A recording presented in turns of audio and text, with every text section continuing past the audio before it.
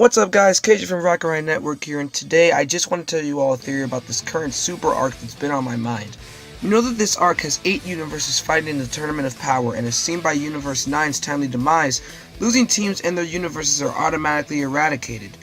However, I feel that there's a further implication and underlying theme to this arc that nobody has noticed. I personally feel that this entire current arc is pretty much Toei's letter to the fandom. In addition, shows how they think of their target audience. I'm going to make my points from least important to most important, and by the end of the video, you will all be able to make your stance on whether or not you agree with me on it. The first point I want to bring up is Goku's characterization to the other universes. Toei has obviously taken some liberties from Toriyama's original vision, or at the very least, they have exaggerated certain portions of his personality while keeping him still intact in my opinion. Note, however, that Goku has had a very polarizing reception as a character in Dragon Ball Super. A lot of people hate how he's written, while some, like myself, don't have much of an issue with any of it. Doesn't this sound familiar? This entire arc started because Goku asked for this tournament, or at least that's what people think. Remember that in the Universe 6 vs Universe 7 tournament arc, President Zeno was the first one that originally suggested it, and Goku simply agreed with him.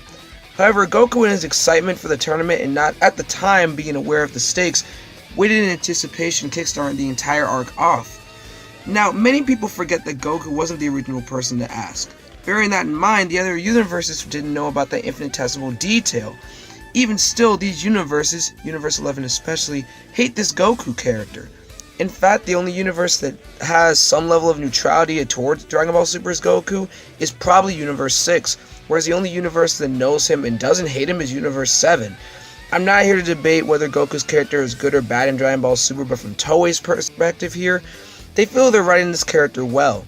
These other universes, being the universes that we don't want to win the tournament ideally, are basically Toei's quote-unquote adversaries when it comes to the criticisms of Goku's character, whereas Universe 7 represents the universe that sticks by him. Again, I'm not saying one interpretation is right or wrong in my eyes, this is just from the perspective of Toei from what I'm seeing. Another key detail is how the other universes are approaching the tournament. Let's take Universe 10 for example. Ramushi, the destroyer deity of Universe 10, made it clear to Gowasu that rather than trusting one's mind, they should trust the flesh, and that strength and power are the only true way to win the tournament. However, that contrasts greatly with Supreme Kai Iya, I don't know how to pronounce your name, of Universe 3's philosophy, in which he believes very strongly the strategy alone will win the tournament.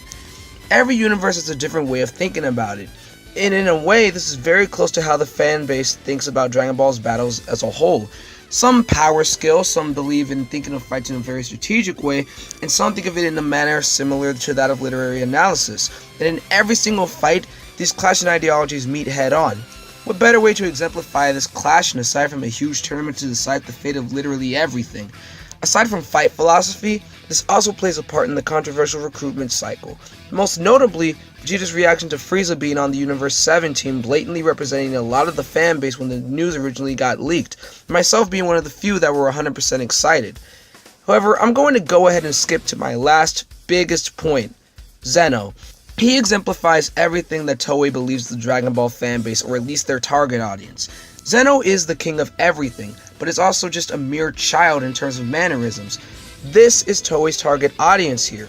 Note how despite Zeno being the king of everything, he isn't constantly keeping up with what's happening in the universes. Even still, he judges and destroys usually because of tiny nuances or annoyances. This is very similar to how many fans of Super may bash one particular product, albeit the original series, Dragon Ball Z, GT, or Super, but they aren't fully caught up in the entire lore. This is meant to represent the entire Western audience as well. One could argue that this encapsulates what Toei may think of the Western target audience.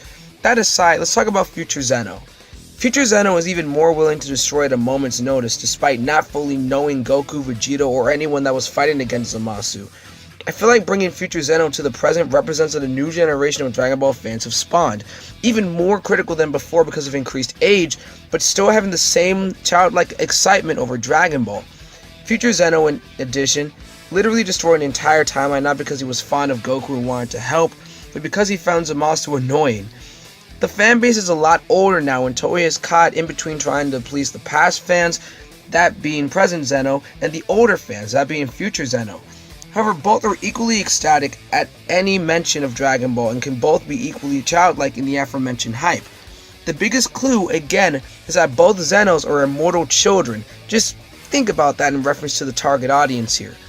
So my thesis for this entire arc is that Dragon Ball Super's Universe Survival Arc is an allegory for Toei's thoughts and grievances on the Dragon Ball fan base of old and the newer crowd of fans from Dragon Ball Super's popularity. However, that's just how I see it, and how I've seen it for actually quite a while. Let me know if you agree or disagree in the comment section below, and also let me know of any further examples, since I again want to keep this rather short. Be sure to like the video, share it to video who you may not even know but you just want to harass with my videos, in which case thank you, and please subscribe to the channel if you are new.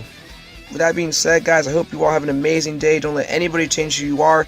Keep moving forward, and God bless each and every one of you. Peace out.